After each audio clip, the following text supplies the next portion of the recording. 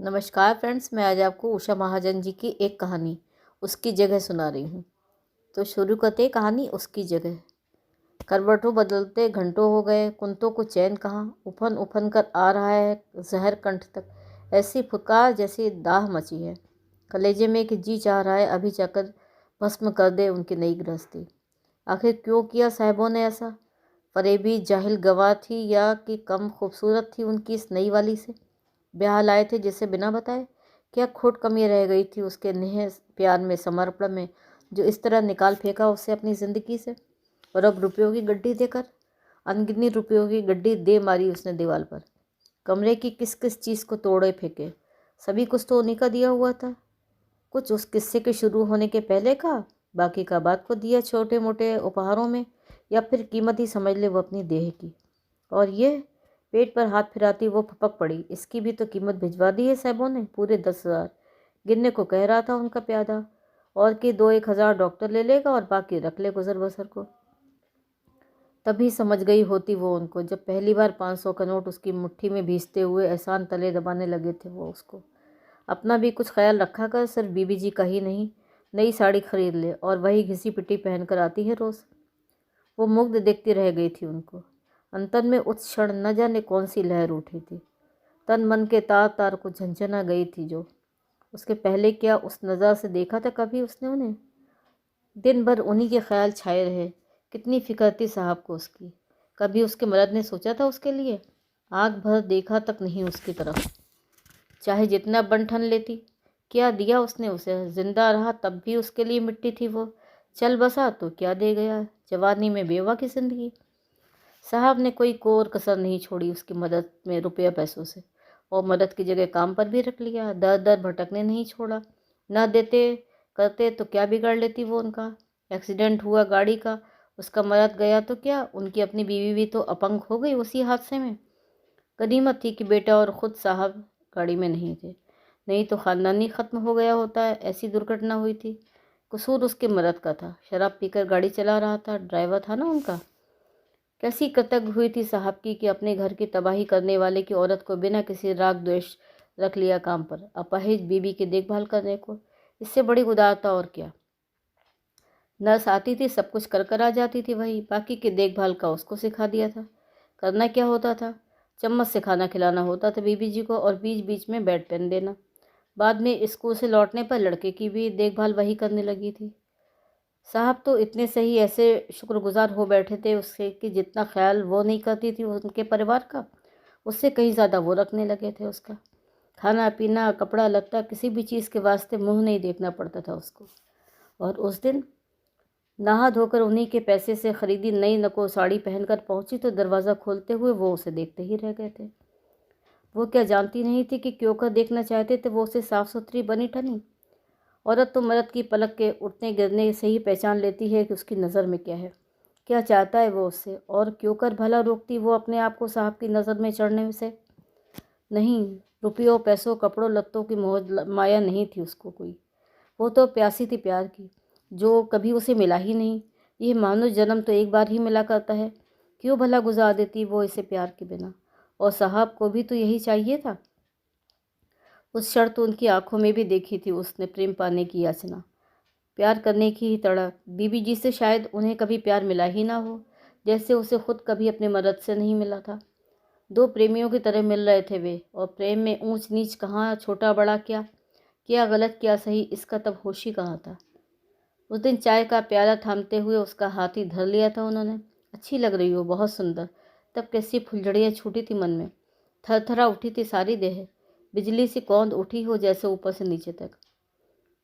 औरत मर्द का यही असली रिश्ता होता है क्या? ये भी उसी दिन जाना था जिस दिन पहली बार छुआ था उसको साहब ने। कैसा मतवाला बना सकता है दो देहों का मिलन? ये भी तो तभी जाना था पहली बार। लगा था जैसे अब तक तो कुंवारी ही थी उसकी देह। पहली बार जैसे आई हो किसी पुरुष के संपर्क में, संसर्ग में। हवा के झोंके की तरह लगी थी उनकी छुअन। उसके मर्द ने तो चढ़ाया था पौआ और रोने लगा था उसको। कभी पूछा था उसने, सोचा था उसने कभी उसे भी किसी आनंद की गरज थी? उसके देह की, उसके मन की कोई इच्छा अनिच्छा थी? साहब तो अंतर्यामी थे, सब जानते थे, जैसे जादूगर थे, उसकी देह के तार तार से वाकिफ। घंटों कांपता सिहरता रहा था उसका बदन उस पहले मिलन के बाद। तभी से तो कहने लगी थी वो उन्हें, साहबो। वो सेहरन आज तक उसके साथ थी, साहबो ने उसे क्यों छोड़ दिया? क्या कमी आ गई थी उसके आकर्षण में? सुबक पड़ी कुंतो, काश बीबी जी इतनी जल्दी न गई होती। वो रहती तो भुलावा ही बना रहता जिंदगी में, सब कुछ ठीक ठाक चलता रहता। लेकिन सब कुछ मन माफिक से होने के से ही क्या हो जाता है। उसकी ऐसी ही लिखी थी, सो वो चली गई। बीबी जी की अंत्येष्टि पर सिर्फ उनकी ही ओर के रिश्तेदार आए थे। उनकी माँ यानी साहबों की सास तो महीना भर टिकी रहीं। बोली सारा घर व्यवस्थित ठीक ठाक करके ही लौटेंगी। और उस औरत की अनुभवी नज़र जाने क्या देख सुन लिया था कि 2 ही दिन में उसकी छुट्टी कर दी। जब बेटी ही नहीं रही तब उसकी देखभाल करने वाली का उस घर में भला क्या काम। एक शब्द भी नहीं बोले साहबो उसकी हिमायत में। उसका हिसाब भी खुद उन्होंने ही किया। किवाड़ बंद करते हुए अकेले पड़े सिर्फ यही बोले, सब माँ जी को दिखाने के लिए है, तू फिक्र न करना कुंतो, कोई तंगी नहीं होगी, तुझे रुपया पैसा सब भिजवाता रहूँगा। एक पल को भी मोहलत नहीं मिली उसे कुछ बोलने पूछने की। तब भी उसे रत्ती भर भी शक शुबहा हुआ था क्या साहबों की मंशा पर? उसके प्यार को ऐसे ही थोड़े भुला सकते थे वो। उसके प्यार में ताकत थी। जुदाई की ये थोड़े दिन ऐसे ही निकल जाएंगे, वो तो यही सोचती रही। ये कहाँ समझी थी कि वो सब एक प्रपंच था, सिर्फ एक जिस्म भर रही थी वो उनके लिए, जिससे अब उनका मन भर चुका था। सिर्फ एक जिस्म जिसके साथ और कुछ भी नहीं जुड़ा था, न मान, न मर्यादा, न ख़ानदान, न बड़प्पन। आखिर थी ही क्या वो उसके लिए? उनके गुजरे हुए ड्राइवर की बेवा ही तो। उसके प्यार का, उसकी मोहब्बत का मतलब ही क्या था उनके लिए? और फिर उसका मोल भी तो साथ ही साथ चुकाते रहे थे वो, रुपया पैसों से, गहनों से, कपड़ों से। और अब अपनी तरफ से कुछ भी बकाया नहीं पा रहे थे वो। रोम रोम दहकने लगा था कुंतों का। बस्ती के उसके एक कमरे के मकान में खुद तो आ नहीं सके थे ना, बड़े आदमी हैं। अपने प्यादे को भेजा है 10,000 की गड्डी देकर। वो फूट फूट कर रो पड़ी, क्या एक बार भी प्यार नहीं किया तुमने मुझसे साहबो? क्या तब भी नहीं जब अपनी अपंग लाचार बीवी के बगल वाले कमरे में ही मेरे देह को चूमते चाटते कितनी बार कहा था तुमने, जो आनंद तुमसे मिला है मुझे कुंतो, वो तो मेरी बीवी ने मुझे कभी दिया ही नहीं। उससे मिल जाएगा क्या तुम्हें साहबो? बीबी जी की जिस तलाकशुदा बहन को उनके बदले बैठा लिया तुमने घर में, उससे मिल जाएगा वही आनंद तुम्हें साहबो जो मैंने तुम्हें दिया था। उसे तो खरीद कर नहीं लाए हो जानती हूँ, ब्याह कर लाए हो बाकायदा। इसीलिए घर से नहीं निकालोगे कभी, निकाल सकते भी नहीं जानती हूँ। लेकिन ब्याह में और जो हम में तुम में था उसका फ़र्क अगर मैं जानती हूँ तो तुम भी जानते हो साहबो। लेकिन तुम जिस तरह से जानते हो, थू, उसने सचमुच थूक दिया। तुम कहते हो हमारा तुम्हारा रिश्ता अब भी उसी तरह चलता रहेगा, पहले की तरह? कैसे भला, क्यों भला? मेरी राय ले भी चुके हो क्या तुम, ये सोचने से कहने से पहले?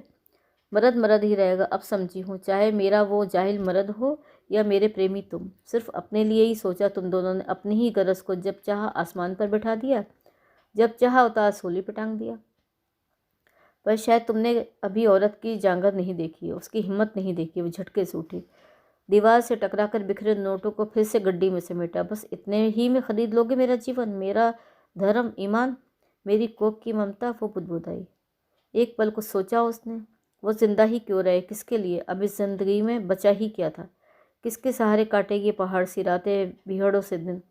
वो रहेंगे अपनी गृहस्थी में मालिक बने रहे, और वो पलेगी उनके टुकड़ों पर, रखैल बनकर उनकी। और नहीं बनी तो जिंदगी भर मांसती रहेगी घर घर जूठे बर्तन भांडे पेट पालने को, अपना भी और इस जीव का भी। और दलती रहेंगी बीते दिनों की यादें उसकी छाती पर मुँह।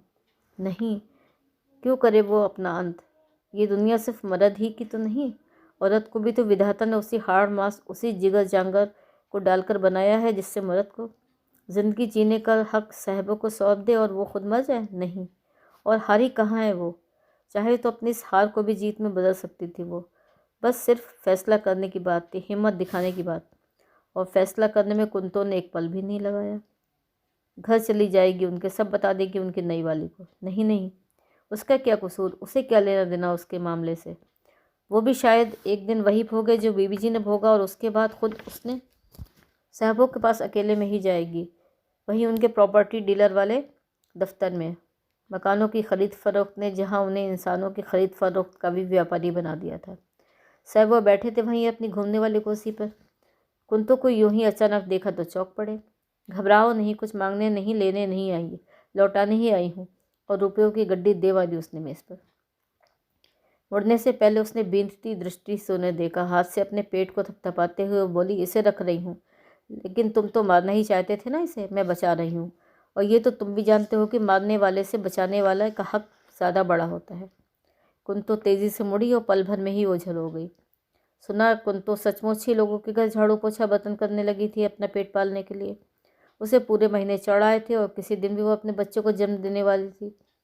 सुबह का वक्त था, वो अपने काम के लिए निकली हुई थी। सड़क के किनारे धीरे धीरे चली जा रही थी। बगल वाली चाय की दुकान से गुजरी ही थी जैसे कोई बम विस्फोट ही हुआ हो।